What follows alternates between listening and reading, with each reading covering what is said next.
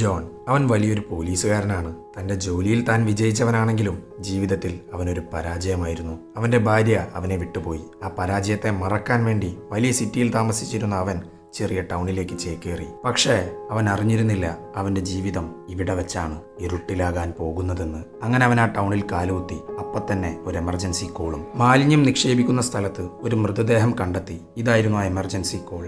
അങ്ങനെ ഈ dead body John പരിശോധിച്ചു. അവൻ ഉറപ്പിച്ചു പറയുന്നു ഇതൊരു ആത്മഹത്യയാണെന്ന്. കാരണം ഈ കുറ്റകൃത്യം നടക്കുന്നതിന് മുമ്പ് മരിച്ചയാളുടെ കഴുത്തിൽ 2 മുറിപ്പാടുകളുണ്ട്. അതെല്ലാം കുറച്ച് ദിവസങ്ങൾക്ക് മുമ്പുള്ളതാണ്. അങ്ങനെയാണെങ്കിൽ സൂയിസൈഡിന് വേണ്ടി നടത്തിയ റിഹേഴ്സൽ പാടുകളായിരിക്കണം ഇതെല്ലാം. ആ പാടുകൾ കണ്ട ജോൺ ഇതൊരു ആത്മഹത്യയാണെന്ന് ഉറപ്പിച്ചു. പക്ഷെ കൃത്യം ചെയ്യാൻ ഉപയോഗിച്ച കത്തി ഇവിടെ കാണാനില്ല. അയാൾ ആത്മഹത്യ ചെയ്തതാണെങ്കിൽ സ്വാഭാവികമായും കത്തി തൊട്ടടുത്തുണ്ടായിരിക്കണം. പെട്ടെന്നാണ് കത്തി തേടിക്കൊണ്ടിരിക്കുന്ന പോലീസുകാർക്ക് ഒരു കൈപ്പത്തി കിട്ടുന്നത്.